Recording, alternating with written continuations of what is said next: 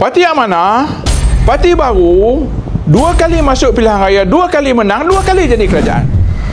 Sambutan 10 tahun penubuhan amanah ni, saya mula dengan penerangan bagaimana amanah itu sendiri tertubuh. Amanah sudah tentu sebagaimana yang semua orang maklum, tertubuh dari parti induk PAS. Apabila berlaku 2 jalur pemikiran di dalam PAS. PAS ni yang sebenarnya memang daripada dulu pemikiran yang taksub, yang fanatik.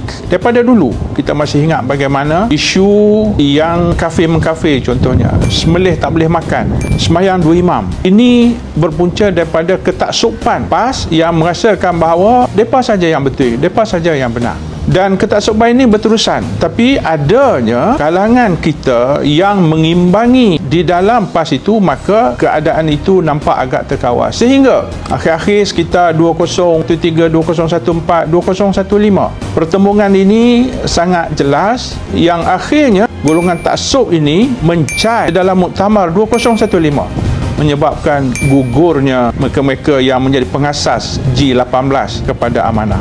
Jadi apabila tertubuhnya amanah, maka di kalangan pemikiran amanah ini adalah pemikiran yang inklusif, yang progresif, yang menjadikan Islam sebagai dasar perjuangan, tapi pendekatan yang berbeza. Jadi ada 2 perkara yang sangat berbeza daripada PAS. Kalau PAS tadi kita sebut taksub fanatik, tapi amanah adalah pendekatan yang saya sebut tadi, inklusif, progresif, dan juga pendekatan apa yang disebut rahmatan lil alamin.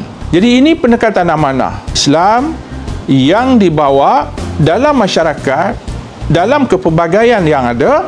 Maka Islam inilah yang dibawa oleh amanah sebagaimana Nabi bentuk negara Islam Madinah dalam kepelbagaian yang ada, kepelbagaian bangsa, kepelbagaian agama, kepelbagaian kaum yang ada.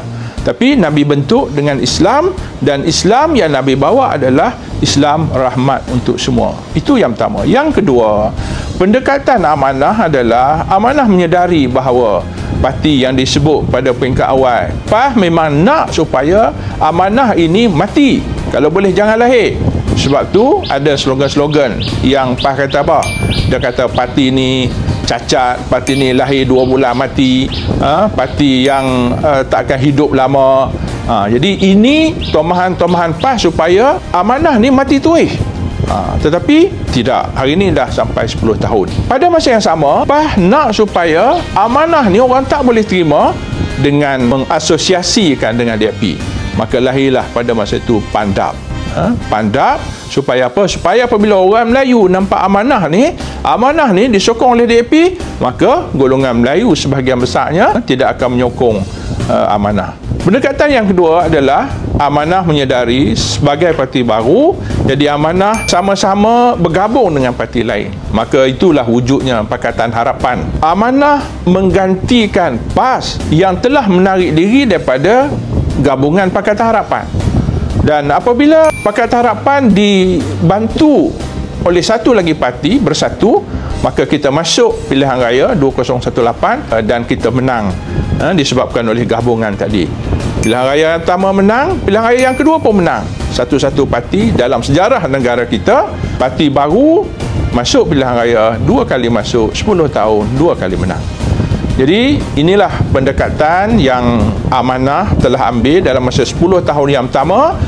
Dengan kemenangan 2 kali, telah mampu membentuk hasrat amanah untuk menjadikan rahmatan lil alamin itu sebagai agenda negara. Sampai hari ini, agenda jualan rahmah, agenda SDR, sumbangan tunai rahmah, dan lain-lain masih berjalan sampai hari ini. Dan ini adalah kejayaan yang sangat besar Parti Amanah, iaitu menggagaskan gagasan rahmah. Gagasan rahmah ini telah diterima pada masa itu di peringkat Majlis Raja-Raja, di peringkat Kabinet, telah adopt, telah ambil gagasan ini sebagai gagasan negara. Jadi walaupun kecil, sepanjang 10 tahun, saya kira ini satu kejayaan yang besar. Kita akan sambut sama-sama pada 4 Oktober nanti di Stadium Titi Wangsa, dan saya yakin 10 tahun yang akan datang, Amanah akan meneruskan agenda-agenda yang lebih kemah dalam memastikan apa yang dihasratkan oleh Datuk Seri Anwar Ibrahim, Kerajaan Madani.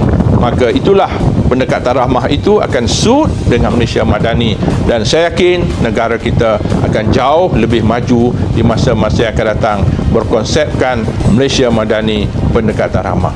Amanah satu dekat, satu misi, satu hati.